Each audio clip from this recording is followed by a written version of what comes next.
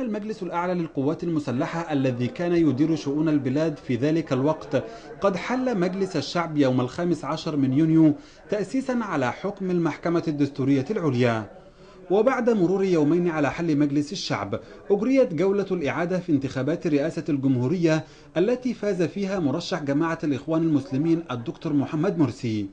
بعد ذلك أصدر الرئيس مرسي قرارا بعودة مجلس الشعب في يوليو، لكن المحكمة الدستورية العليا أبطلت القرار قائلة إن أحكامها ملزمة للجميع.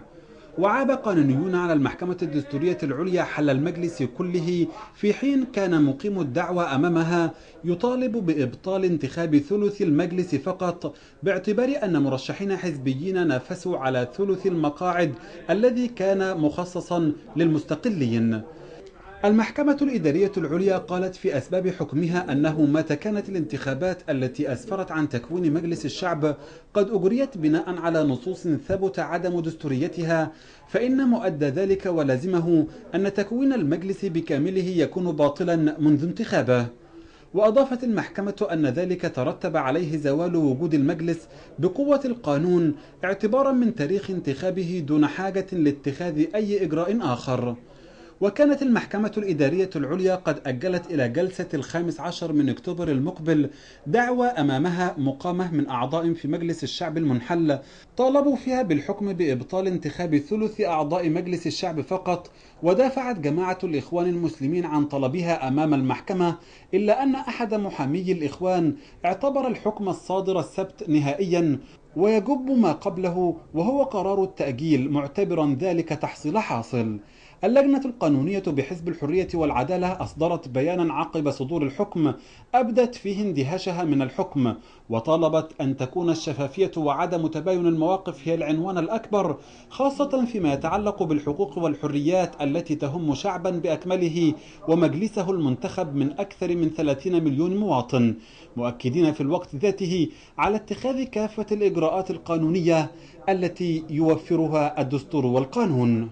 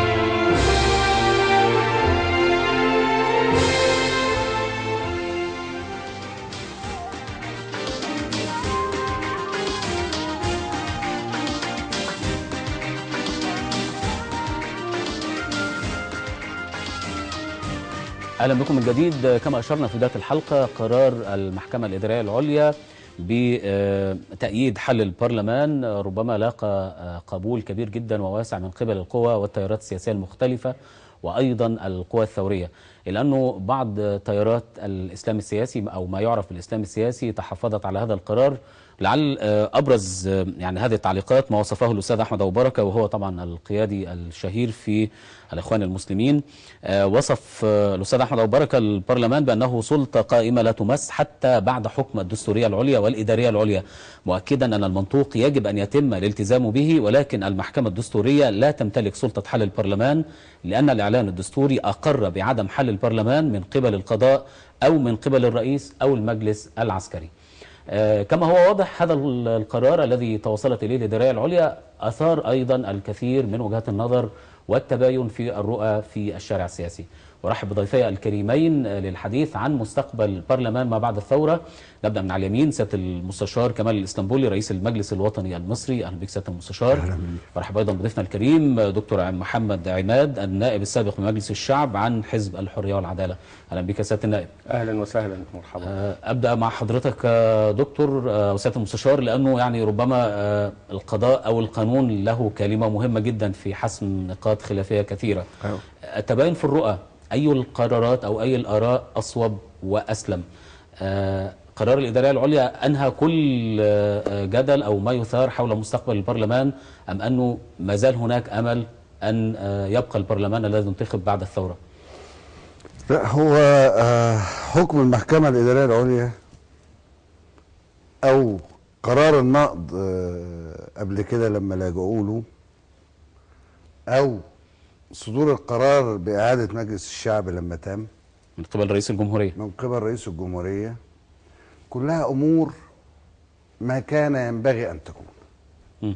لأن ألف به قانون إن المحكمة الدستورية العليا، وهي أعلى سلطة موجودة قضائية موجودة في البلاد، مهمتها إن القاعدة القانونية اللي ماشي عليها البلد لما يبقى في نص قانوني أو قانون فيه شبهة عدم الدستورية لتعارضه مع الدستور أو مع إعلان دستوري أو ما يقوم مقام الدستور، فإن الذي يزيل هذا التشابه أو يقض بقضاء في الأمر بين أن هناك شبهة عدم أن النص غير دستوري أو دستوري هو المحكمة الدستورية.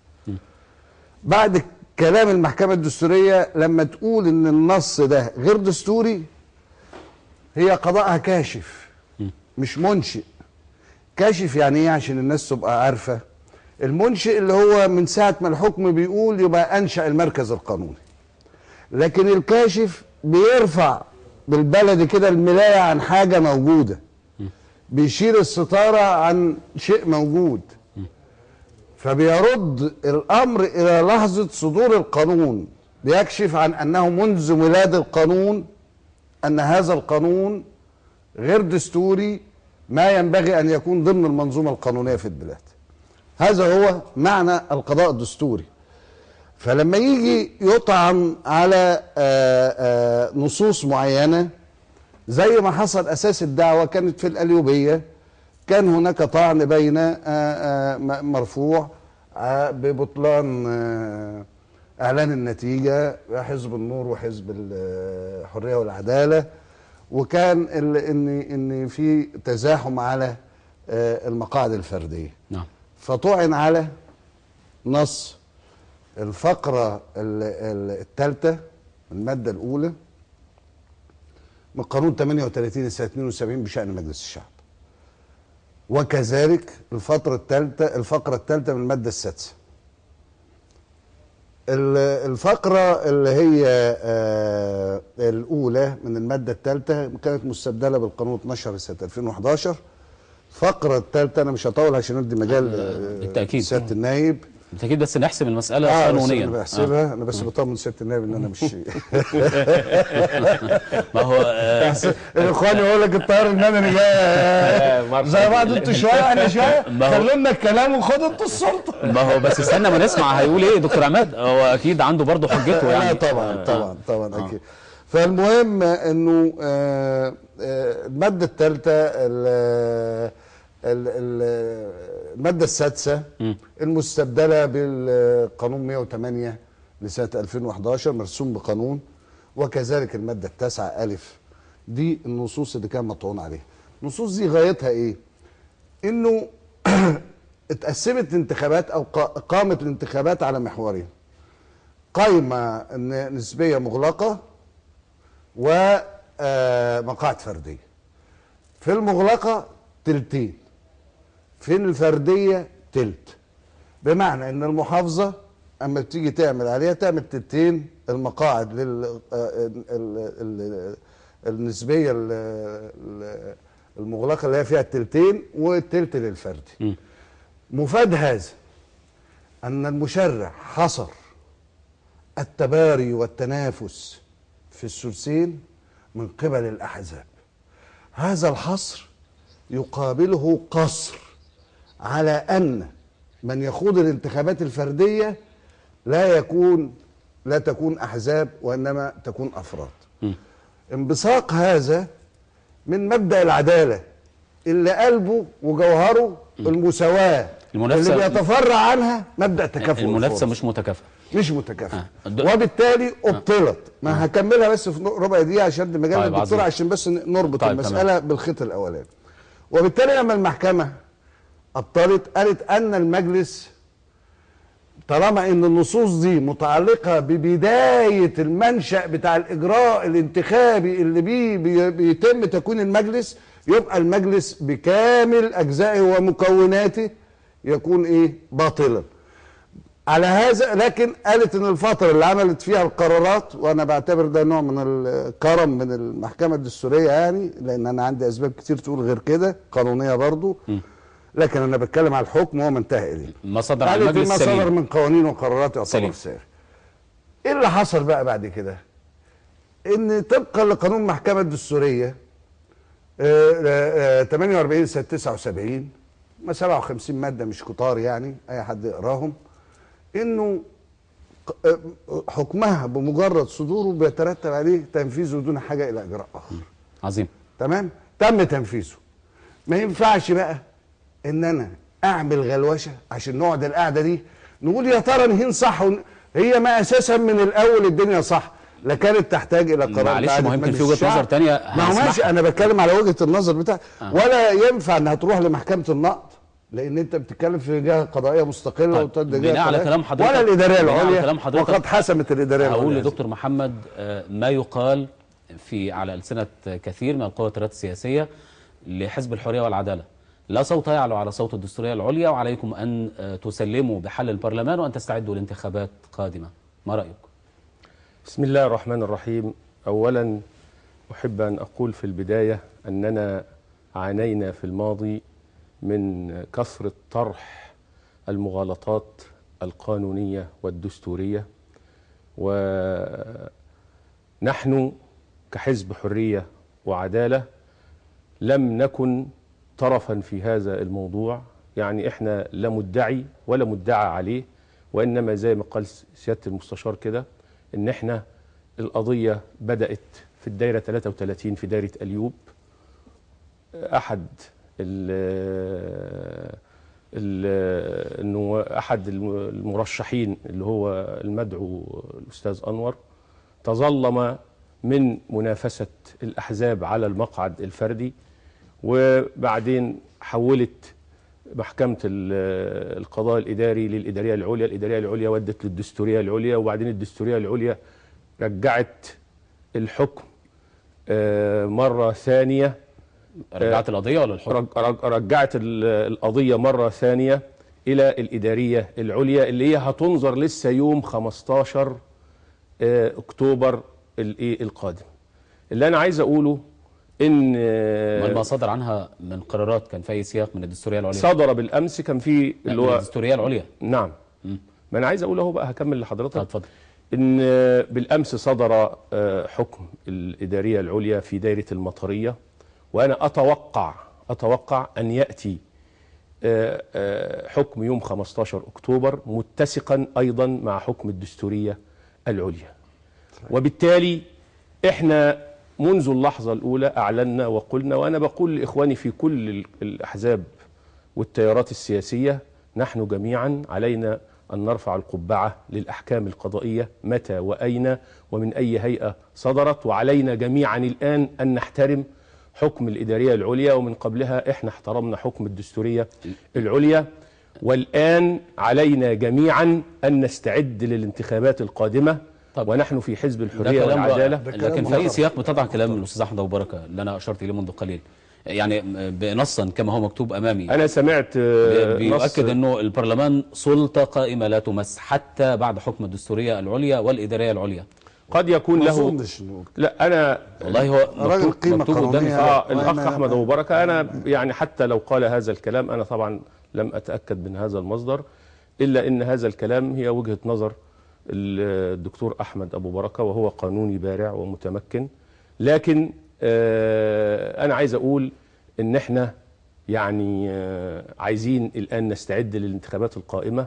الآن لا حجة لأحد في مصر من التيارات السياسية. علينا جميعا أن نستعد للانتخابات القادمة، وأنا بقول لا حجة لأحد. ليه؟ لأن إحنا الآن في تجربة ديمقراطية وليدة، هي صحيح جديدة، لا إقصاء لأحد، لا استبعاد لأحد، نحن أمام بفضل الله تعالى أمام قانون الانتخابات اللي كان للبرلمان الذي السابق، يعني كان له الشرف في تعديل المادة 30 والمادة 38 فيه، الذي أعطى حق للمناديب ولرجال الإعلام ولمنظمات المجتمع الأهلي والحقوقي حق التواجد داخل اللجان النوعية، وأيضا حق التواجد في اللجان العامة وعملية الرصد والفرز. وكانت الانتخابات الرئاسية صورة مشرقة ومشرفة بحيث احنا كنا بنتابعها لحظة بلحظة. فالآن احنا دلوقتي علينا جميعا أن نستعد للانتخابات القادمة، ومفيش لأي أحد ان هو طيب. الكلام ده عظيم ورائع، يعني هو ماشي في نفس نعم وجهة نظر سيادة المستشار. انا بس عايز اقول انا اسام من هذا الكلام كثيرا. انا عايز اقول جدا وده لغة العقل التي انا بس عايز انصح اخواني في كل القوى السياسية ان آن الاوان ان احنا يعني نترك بقى الكلام وطرح المغالطات القانونية والدستورية. دي رقم واحد. رقم اتنين ان احنا برضو نبتعد عن طرح القضايا الفرعية على الرأي العام المصري، ونهتم بالقضايا المصيرية التي تهم شأن البلاد، لأننا في أمس الحاجة الآن لمؤسسة تشريعية متفرغة، لأننا عايزين حاجات كتير جدا. أكيد أي مصري مخلص هيتمنى هذه إصدارات تشريعية تنظم يعني. وبرضو عايزين نعلي يعني من قيمة منظومة القيم الإيجابية في المجتمع، بعيدا عن منظومة القيم السلبية اللي هي التشويه والتشكيك. وليس من حق أحد فرض وصاية على أحد أيا كانت هذه الوصاية، فكرية أو دينية أو عظيم. عسكرية. عايزين كمان ممنوع ان احنا يعني نشوه صورة اي فصيل في مصر ايا كان. لابد من احترام الحقوق القانونية والدستورية لكل الافكار ولكل العقائد ولكل الالوان، لاننا في النهاية كلنا مصريون. ناخد خطوة للأمام سيادة المستشار، بما أننا حسمنا مسألة أنه البرلمان لم يعد قائما وعلينا انتظار انتخابات قادمة ولا حتى عودة الثلثين. طبعا المسألة ضمنيا منتهية. طبعا. في رأي حضرتك، هل تعتقد أنه من يروج لمثل هذه الآراء أو من يتبنى فكرة أنه البرلمان لا يزال قائما من قبل تيارات الإسلام السياسي بين قوسين، هل تعتقد ان هم بيخشوا مواجهه جديده او نزال انتخابي جديد مع القوى والتيارات السياسيه المختلفه؟ والله هو شوف، اذا كانت المساله دلوقتي احنا بنتكلم في الناحيه القانونيه، لان ما نقدرش نفصلها عن جانب سياسي.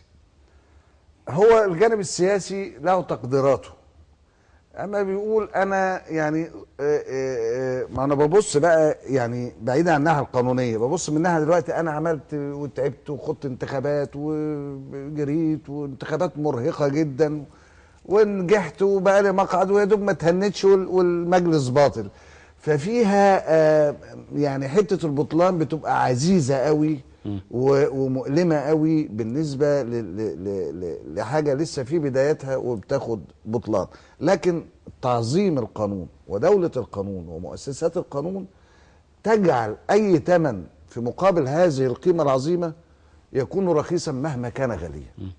فده انا عايز اقوله، انه ربما مش عايز يكابد متاعب تاني، ربما تكون حساباته انه انتخابات اللي تمت في الفترة اللي فاتت كانت لها ظروف فادت للتيار الديني ربما ظروف فما تدلوش، وربما جانب اخر يقول لا ده انا هاخد اكتر مما خدت يبقى خير وبركة بالنسبة لي، والجانب المدني يقول لك لا ده انا هاخد وانا خلاص الناس فاقت وما عادتش متغمية ولا ما يعني تحت تأثير الخطاب الديني اللي اتعمل في فترة الانتخابات الأولى. في حسابات كثيرة جدا عند كل فريق. لكن أنا عايز أقول حاجة، من مصلحة الدولة كمصر إنه يبقى فيها متنوع. متنوع لأن احنا في فترة، على فكرة مش مصلحة الإخوان على الإطلاق من وجهة نظري إنه يبقوا هم شايلين لوحدهم الشيلة.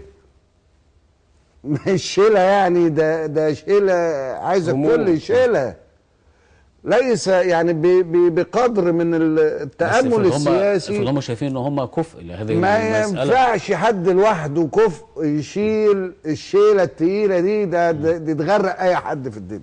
انت عندك 10,000 حاجة عايزة تتصلح، لكن بكل اسف احنا مساراتنا في الاصلاح مش صحيحة، وهعيدها واكررها وبقولها ومش همل منها. انا مش هدور يا فرحتي ادور اصلح تعليم وصحه واسكان ومش عارف ايه وميه ونور وكهرباء واقتصاد والكلام ده كله، والبني ادم اللي بيملك الكلام ده كله هو اساسا خربان، هو اللي عايز يتصلح. الانسان المصري عايز يعاد سيرته الحسنى اينما كان يضرب به المثل في كل الميادين، كقيمه وكسلوكيات وكاخلاقيات وكاداء وكعمل. عظيم. انا عايز النهارده خد الجيل اللي عنده 4 سنين ده، اللي لسه ما تلوثش بملوثات الحياه واشتغل عليه، هتاخد مصر بعد 30 سنه عظيمه. مش معناها ان احنا هنقعد كده لحد 30 سنه لا في لانه بصراحه شديده الجيل بتاعنا احنا ده لا امل فيه بصراحه شديده. والامل وبعض الامل في جيل الوسط الاربعينات والثلاثينات. وجهه نظر حضرتك جديره ان هو يبني عليها، وكل الامل في الطفل الصغير اللي اديله تربيه صحيحه وقيم محترمه خاصه بالسلوكيات والتعاملات. عظيم. وكيف يؤدي عمل، وكيف يحب وطن، وكيف ينتمي الوطن، وكيف لا يخشى من ان اخطا في عمله لما يكبر انه ما ياخدش خصم يومين. دي عايز كل هم ناخد خصم يومين من الرئيس. انا اقطعك لانه لا، ضميره اللي بياكله ان هو ده عمله والذي يجب ان لانه نلتزم. المتوقع ان الوقت قليل جدا ومعذره. بس انا كان يهمني استوضح من الدكتور حته المغالطات القانونيه. مش الجدل الدائر اللي كان يعني موجود في الفتره الماضيه. الجدل وخاصه حتى للاسف الشديد حتى بين فقهاء الدستور نفسهم. طيب انا عايشوا المجتمع المصري في مغالطات كثيره جدا مهم، وارجو ان حضرتك تجيب عليه برضه بايجاز معذره لضيق الوقت. واسمح لي اساله لك كما يطرح في الشارع.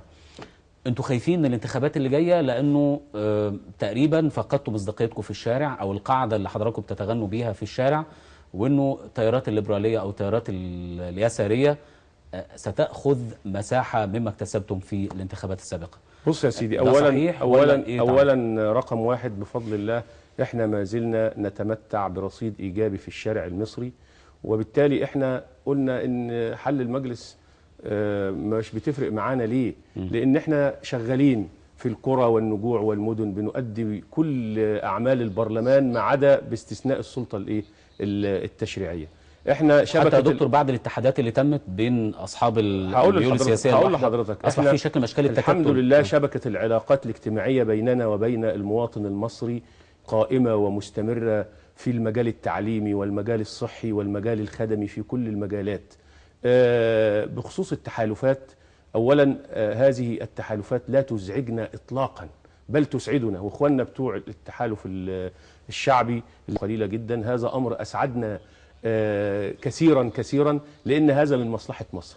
من مصلحه مصر ان يكون فيها تيارات حزبيه قويه، لان ده في النهايه هيصب في صالح المواطن المصري. بس احنا بنطالب كل هذه القوى السياسيه ان هي يعني إذا كانت أصحاب رؤى وأصحاب برامج إن هي تنزل للشارع المصري، لأن هذه الرؤى وهذه البرامج إن لم تتحول إلى خدمات ملموسة على الأرض يشعر بها المواطن المصري، بتظل هذه البرامج وهم مكذوب ولا أساس له من الصحة. وبالتالي مسألة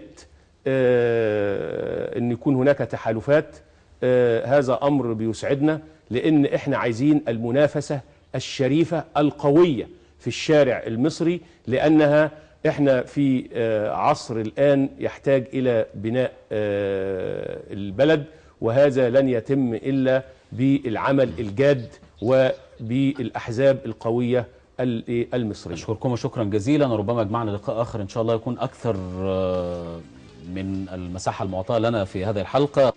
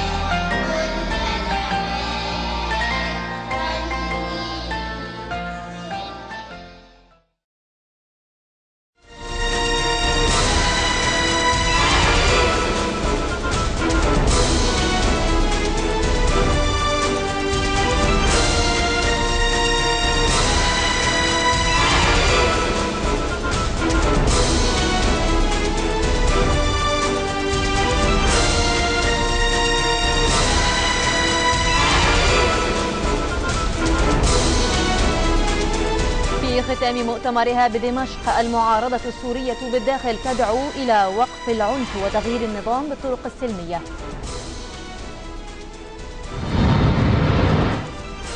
البشير وسلفاكير يواصلان مباحثاتهما في أديس أبابا لتسوية الخلافات بين البلدين، وفي مقدمتها المناطق الحدودية المتنازع عليها. السلطات الليبية تخلي موقعا لميليشيا مسلحة في طرابلس بعد قرارها حل جميع الجماعات المسلحة غير المنضوية تحت سلطة الدولة.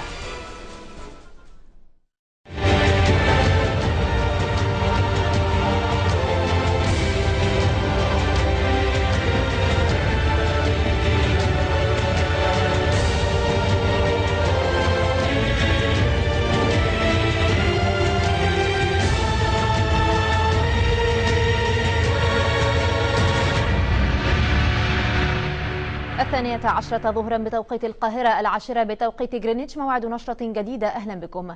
نبدأ بالشأن السوري، حيث يقدم اليوم المبعوث الدولي العربي المشترك إلى سوريا الأخضر الإبراهيمي إلى مجلس الأمن الدولي تقريرا يتضمن ملخصا لمشاوراته مع جميع أطراف الأزمة السورية وتصوراته لحلها. يأتي هذا بينما اختتمت المعارضة السورية بالداخل مؤتمرا لها بالعاصمة دمشق،